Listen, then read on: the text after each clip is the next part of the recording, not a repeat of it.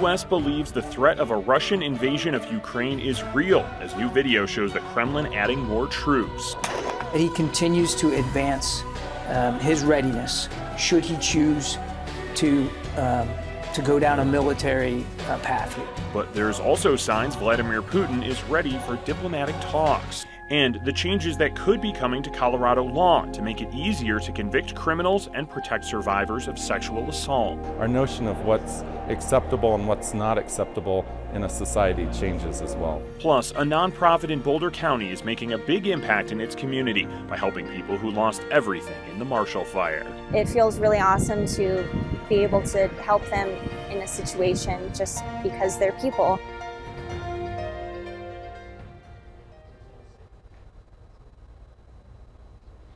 We're following major developments in the crisis on the Ukrainian border. Russian President Vladimir Putin says he's ready for diplomatic talks with the U.S. and NATO, even though the country is sending mixed messages about its military plan.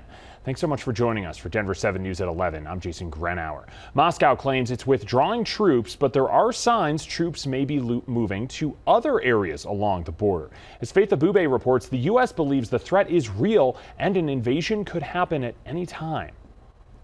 This morning, Russia's military announcing some of its troops massed near Ukraine will return to base, releasing video apparently showing tanks being loaded up to be moved, a possible sign of de-escalation.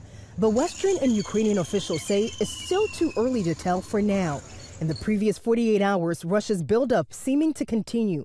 New satellite images appearing to show Russia significantly increasing military activity on 3 sides of Ukraine. The new deployments include Russian attack helicopters and fighter jets. Analysts estimate up to 150,000 Russian troops are still conducting massive drills near Ukraine. So far, we have not seen any de-escalation on the ground. NATO and the U.S. monitoring the situation as Russia is also signaling a willingness to continue diplomatic talks to prevent war.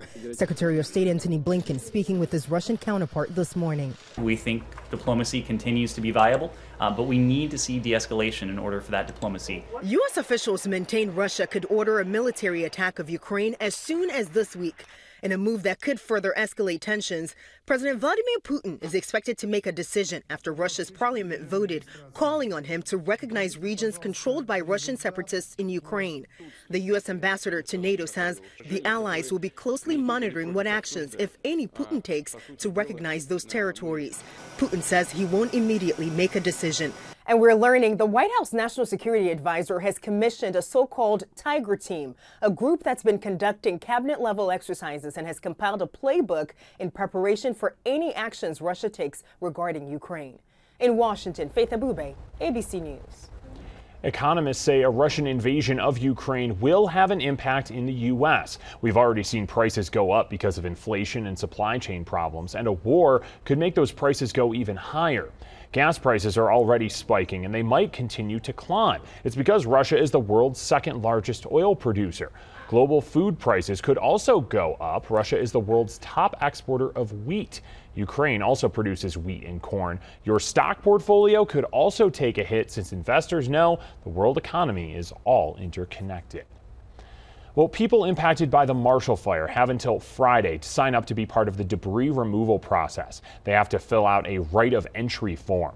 Boulder County officials say they will release details soon about how they're removing the debris. The county already chose a contractor to remove it. The process is expected to start March 1st. We have a link to sign up for debris removal on our website, thedenverchannel.com.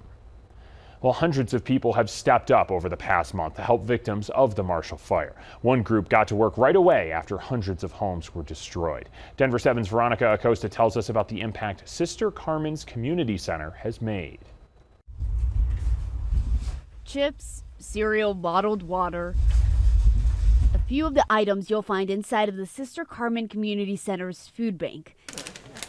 But it's the people this place helps that matter most. Our number one thing is that we put people first. And over the past month, the priority has been helping Marshall Fire victims, many of the same people this organization has helped for years. Typically, we serve Superior, Louisville, Lafayette, and Erie.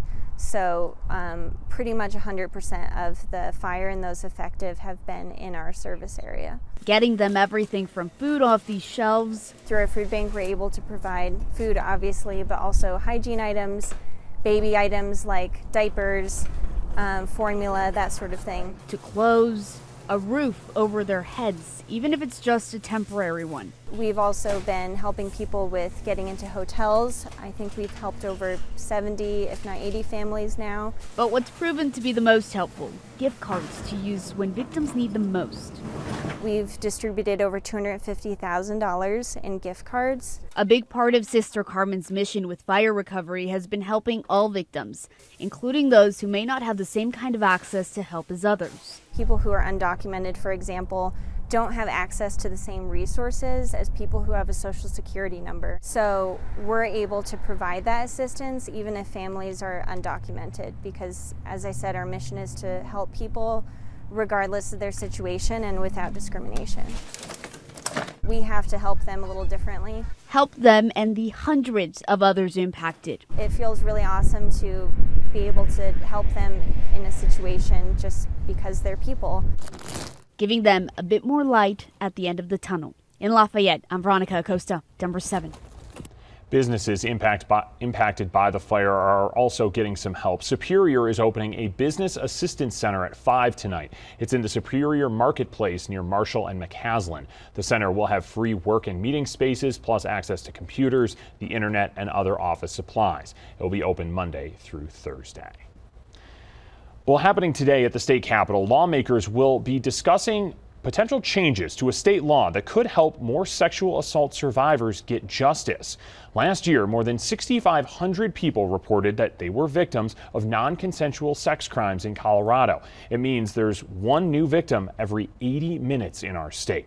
Denver 7's Colette BORDELON joins me now in studio. Colette, lawmakers, they want to bring consent into all of this consideration now. Yeah, Jason, it's part of a bipartisan bill that's aiming to tackle the definition of sexual assault in Colorado's law. It's not expected to face much opposition this afternoon. Sponsors tell me it's on the fast track to the governor's desk. And for sexual assault cases called prevalent yet underreported and underconvicted, survivors say bringing the concept of consent into the courtroom, it's long overdue. My name is Kim, and I'm a survivor of sexual assault. No matter when or where. I was raped in Montana at gunpoint in 2007. Cases like Kim's, who now lives in Colorado, deserve their day in court. The lack of consent is the crux of sexual assault. Newly filed Colorado House Bill 1169 would change the language of state law.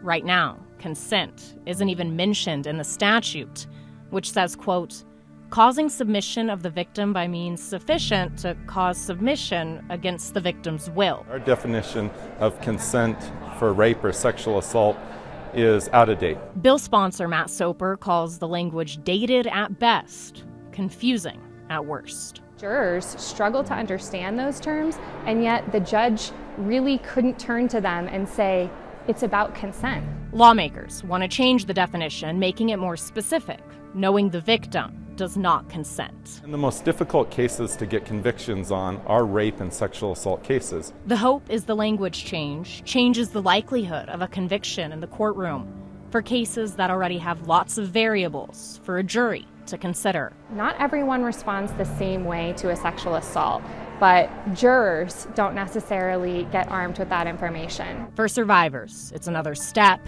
in an uphill battle. The updated language in the statute more accurately and clearly reflects the reality of sexual assault. Using the definition of consent to clarify their cases.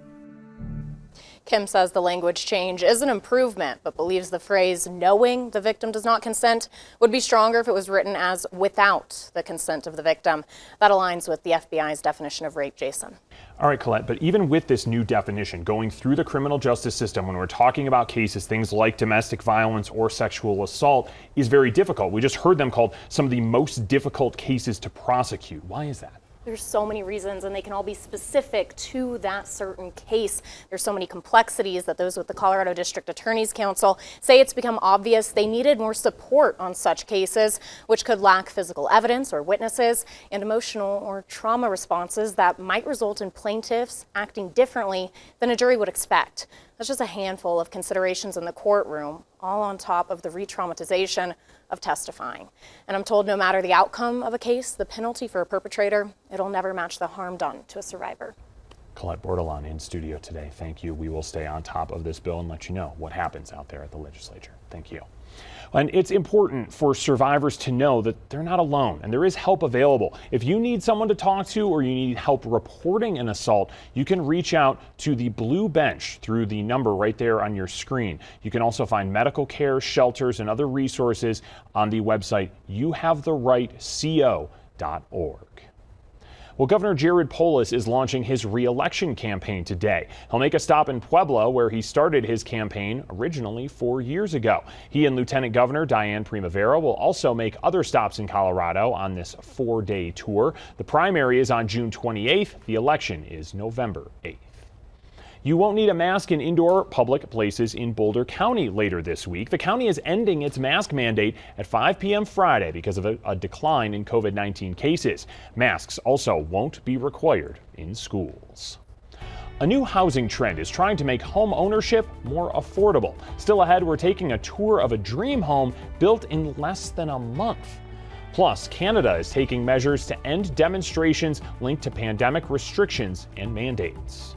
We have another dry and mild day today, but a cold front is making its way into the state. We'll talk more about snow totals and just how cold it's going to get here for the metro when we return.